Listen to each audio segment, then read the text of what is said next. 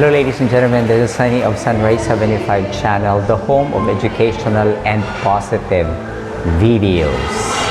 For this video, what we're going to talk about is about digital citizenship.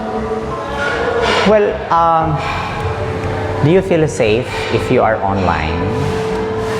And if you are online, how are you going to behave? Yan.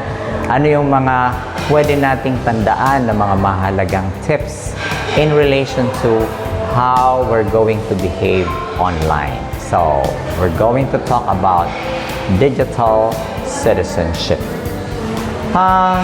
Marami pa ba ang mabubuti ngayon online? Let's start with some tips. Pag-usapan natin ang ilan sa mga tips kung paano tayo dapat mag-behave online. So, I'll start with the first one. I'll just share to you 5 tips. So, the first one is common, naririnig nyo na ito, alam nyo to. This is about think before you click or post. Yan. So, we have to be mindful of what we share online. Are we mindful about the things that we share online? Words and images can build or destroy reputations. Pwedeng reputation mo or reputation ng ibang tao. So, ang sinishare ba natin ay makakatulong sa atin or hindi? We have to ask ourselves that question. So, before posting, we have to ask, is it true? Is it kind? And is it necessary? Wow! Napakaganda yung tatlong tanong na yon. Is it true? Bakit? Kasi marami ngayon ang nagpo-post ng fake. My God naman, napaka-iksi lang ng buhay sa mundo. Fake pa ang ating pinupost. Is it kind? Maiksi lang ang buhay para hindi maging kind. Piliin nating maging kind. And is it necessary? May mga pagkakataon na kung hindi naman mahalaga yung ating pinupost, huwag na kasi minsan ito pa yung sakit sa ulo, no?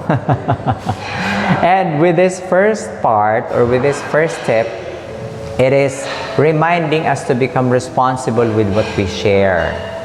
And we have to be self-aware, no? We have to be self-aware in digital communication. So, makikita natin yan sa DepEd Order number 24, series of 2022, at saka sa Common Sense Media in 2020. First, I think before you click or post. So, punta tayo sa pangalawa. Second tip, show respect and empathy in online interactions. Ang ganda nitong bahaging ito, sabi dito, remember that there is a real person behind every scene, or every screen. Sa bawat screen, may taong nasa likod niyan. So, hindi yung computer lang or whatever. We have to treat others with dignity. That's why we are reminded to avoid cyberbullying. No? Yung iba sa atin, pag maka-reply, maka-message, parang wala lang. Parang ang mini-message natin ay walang pakiramdam. What else? We have to avoid gossip. And iwasan natin yung mga hate comments. Yan. Iwasan natin yung mga hate comments kapag hindi naman kailangan. And whether we are in the digital world, whether we are online, we have to try to become compassionate digitally.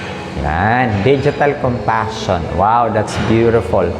And we have to mirror our values, no? We have to mirror our values. Especially naman sa Pilipinas, karamihan sa atin ay aktibo at tinuturuan sa kung saang mga relihiyon tayo nakaanib, no? Whether you are Catholic Christian o kaya iba pang mga sects, mga religions or denominations, tinuturuan tayo ng tamang values. We have to remember na hindi naman tayo ibang tao dapat pagdating doon, no? Kasi kapag ganyan ang nangyayari, iba tayo sa totoong buhay, tapos online ako, ang daming mangyayari dyan na pagiging fake, no? Online. So, we have to practice digital compassion and we have to mirror our values, no? Makikita din natin yan sa UNESCO references and Department of Education issuances. So that's the second one. The third one is on protecting your privacy and others' personal information. So, hindi lang ikaw ang nire-remind, hindi lang tayo to protect our personal information, but also the personal information of other people. Sabi dito, do not share personal details. Ano mga halimbawa niyan? Address, mga passwords, mga photos without consent. Kaya nga, pag nagtatanong sa atin kung tayo ay pag may nagtatanong sa atin ng mga numero, ng address for example, at iba pang information ng ibang tao, huwag tayong mag-share basta-basta nang hindi tayo nagpaalam. We have to ask permission first. So, that's protecting our privacy and the personal information of other people. So, respect others' privacy. Avoid posting images or videos of people without permission. That's the reason why we have to ask, no? And this is also building a culture of trust and safety online. May responsibility tayo, may accountability tayo na dapat ay ating kinoconsider. Hindi yung kahit ano lang ay gagawin natin. We have to be responsible. We can also see that sa Republic Act 10173 on Data Privacy Act of 2012 and the DepEd Cyber Safety Manual of 2022.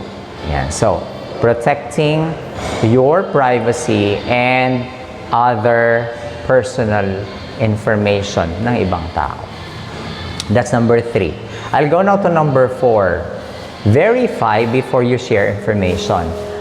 Nakakalungkot at present, napakarami. Lalo na with the use of artificial intelligence, may mga videos na makikita mo dyan, akala mo totoo, no?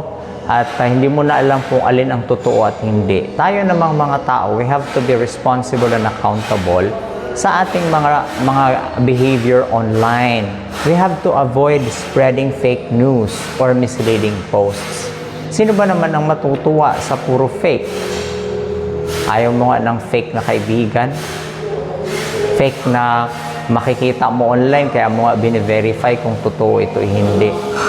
Huwag nating i-normalize yung mag-post ng misleading, fake information, fraud.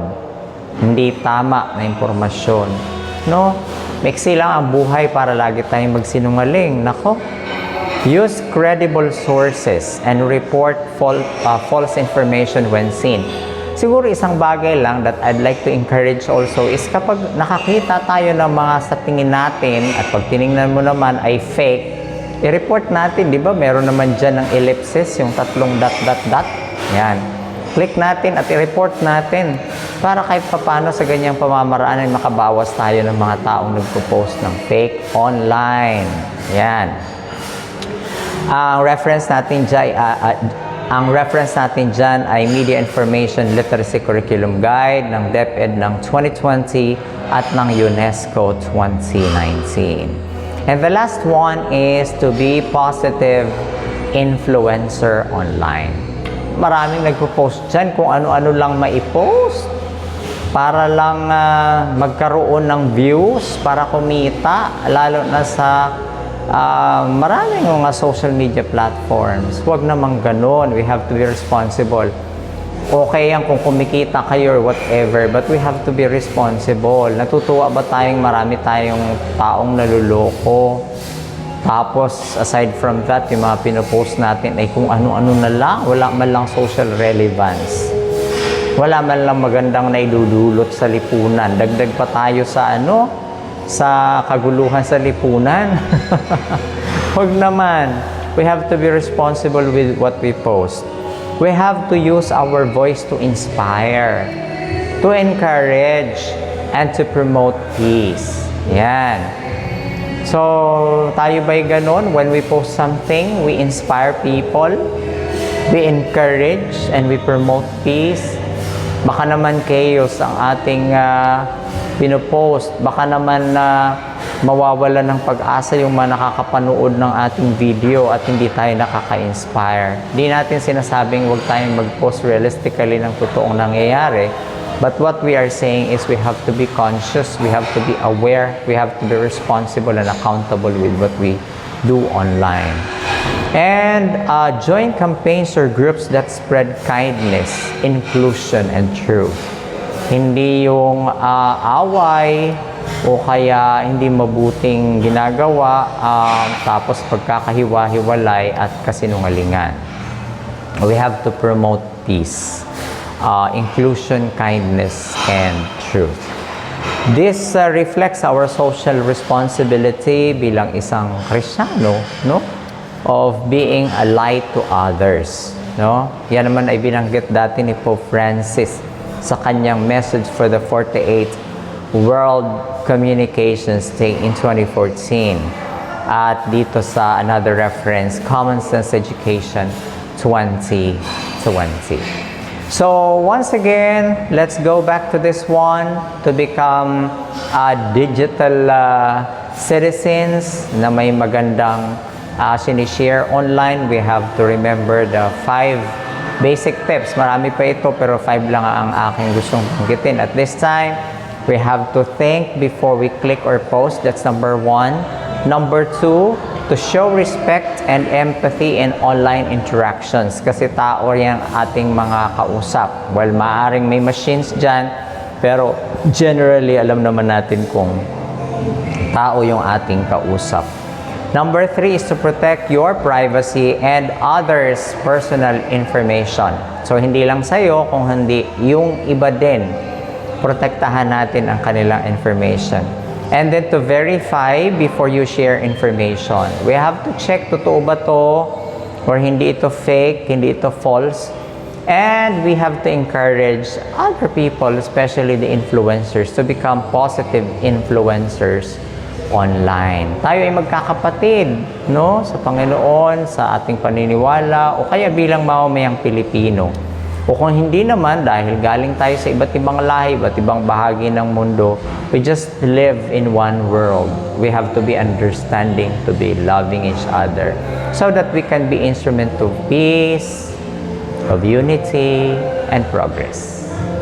So, if you find this video interesting and this will help you, your students, your other friends, you may share this to them. Kung may iba pa po kayong mga topics na gusto nyong pag-usapan natin, pwede po kayong mag-suggest at kung meron din po kayo ng comments, mga suggestions, mga dagdag, you can also have that comment in my video. Maraming salamat. This is Sunny of Sunray 75 channel saying we have to be responsible in what we do online. Thank you and bye for now.